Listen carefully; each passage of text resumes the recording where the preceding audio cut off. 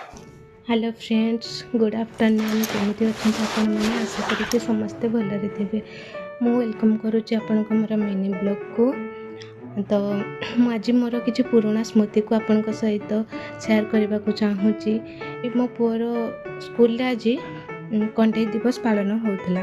ତ ସେ ଗୁରୁମା ମେସେଜ୍ କରିଥିଲେ କି ହାତରେ କିଛି ତିଆରି କଣ୍ଢେଇ, କାଗଜରେ ହେଉ କିମ୍ବା ତମ୍ବା ପିତ୍ତଳ ମାନେ କି ଟିଣ ହେଉ କିମ୍ବା ଫୋମ୍ରେ କିଛି କପଡ଼ାରେ ଏମିତି ୟୁନିକ୍ ମାନେ ହାତରେ ତିଆରି କରି କିଛି କଣ୍ଢେଇ ପ୍ରତ୍ୟେକ ପିଲାଙ୍କ ହାତରେ ଗୋଟେ ଗୋଟେ କଣ୍ଢେଇ ଦେବେ।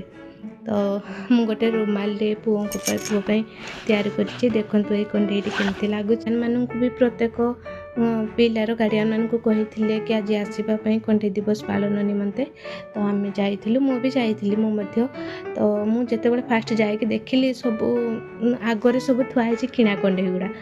ତ ମୁଁ ସେଇଠୁ ଭାବିଲି ମୋ ପୁଅ ପାଇଁ ବି ମୁଁ କିଣିକି କଣ୍ଢେଇ ଦେଇଥିଲି ହେଇଥାନ୍ତା। ଆକ୍ଚୁଆଲି ମୁଁ ଦୋକାନରେ ଗୋଟେ ଆଣିକି ରଖିଥିଲି କଣ୍ଢେଇ ଦେବା ପାଇଁ। ତ ତାପରେ ଦେଖିଲି କି ମେସେଜ୍ ଘରୁ ନିଜ ହାତରେ ବନେଇକି ଦେବା ପାଇଁ କହିଛନ୍ତି, ସେଥିପାଇଁ ନିଜ ହାତରେ ବନେଇ ଦେଇଥିଲି। ତ ବହୁତ ସୁନ୍ଦର ଲାଗିଲା। ତାପରେ ମୋତେ ଟିକେ ଦୁଃଖ ଲାଗିଲା କି ନା ସମସ୍ତେ ବଡ଼ ବଡ଼ କଣ୍ଢେଇ ଦେଇଛନ୍ତି, ମୋ କଣ୍ଢେଇଟା ଟିକେ ତାଙ୍କ ତୁଳନାରେ ଛୋଟ ହେଇଯାଇଛି ମୋ ପୁଅର। ତ ମୋତେ ଟିକେ ଭଲ ଲାଗିଲାନି। ତାପରେ ଯେତେବେଳେ ଗୁରୁମା ଭାଷଣ ଦେଲେ ଆଉ କହିଲେ, ତାଙ୍କ କଥାଟି ମୋତେ ଏତେ ଖୁସି ଲାଗିଲା। ତାପରେ ମାନେ ମୋ ମନକୁ ପୁରା ଛୁଇଁଗଲା କଥାଟି। କ'ଣ କହିଲେ ଜାଣିଛନ୍ତି ନା?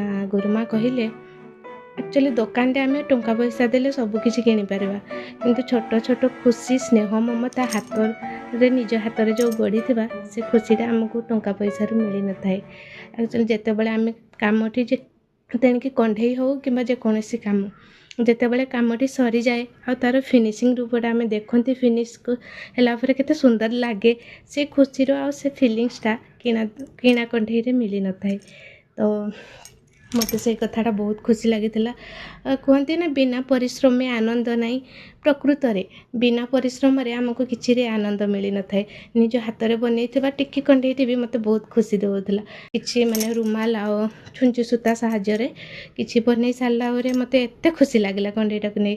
ତାପରେ ଗୁରୁମାଙ୍କ କଥାକୁ ଏପଟେ ସେ କାଠ କଣ୍ଢେଇ, କାଗଜ କଣ୍ଢେଇ, ମାଟି କଣ୍ଢେଇ ସେସବୁ ଦେଖିକି ପିଲାଦିନ କଥା ବହୁତ ମନେ ପଡ଼ିଗଲା। ଆଉ ଓଠରେ ହସ ଆସିଯାଉଥାଏ।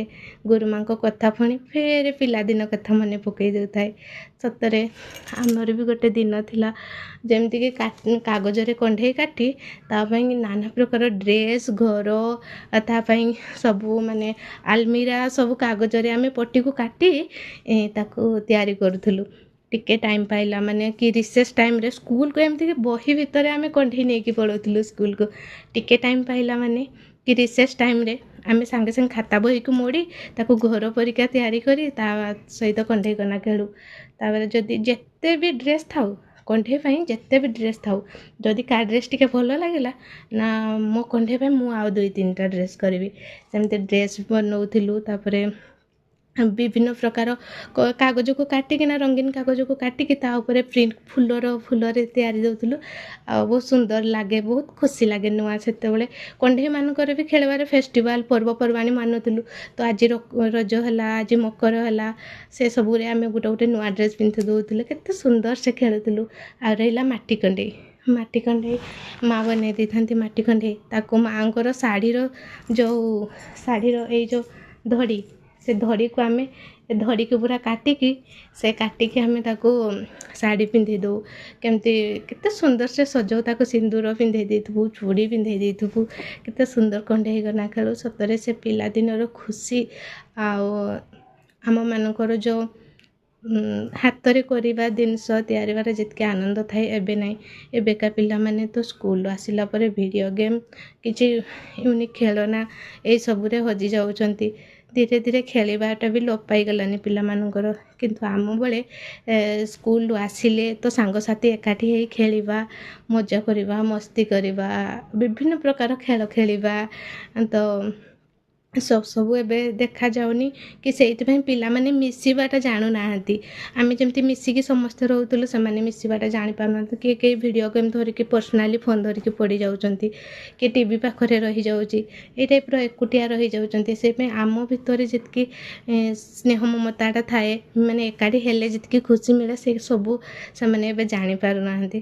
ସତରେ ଆଜି କଣ୍ଢେଇ ଦିବସ ଯାଇକି ମୋତେ ଏତେ ଖୁସି ଲାଗିଲା। ଆଜି ପିଲାଦିନ କଥା ବହୁତ ମନେ ପଡ଼ିଗଲା।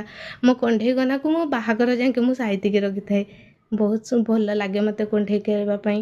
ଆଉ ଘଟଙ୍ଗାରୁ ମୋର ଜଣେ ଜେଜେ ଅଛନ୍ତି, ସେ ମୋତେ କଣ୍ଢେଇ ପିନ୍ଧେଇବା ପାଇଁ ତାରିଣୀ ମା'ଙ୍କ ଯେଉଁ ଶାଢ଼ୀ ଯେଉଁ ଚୁଡ଼ି ସହିତ ବାନ୍ଧିଥାନ୍ତି ସେ ଶାଢ଼ୀକୁ ସବୁ ମୋତେ ପଠେଇ ଦେଇଥିବେ। ମୁଁ କଣ୍ଢେଇ କନା ଖେଳେ ବୋଲି ମୋତେ କଣ୍ଢେଇ ପଠେଇ ଦେଇଥିବେ, କଣ୍ଢେଇ କନା ବି ପଠେଇ ଦେଇଥାନ୍ତି।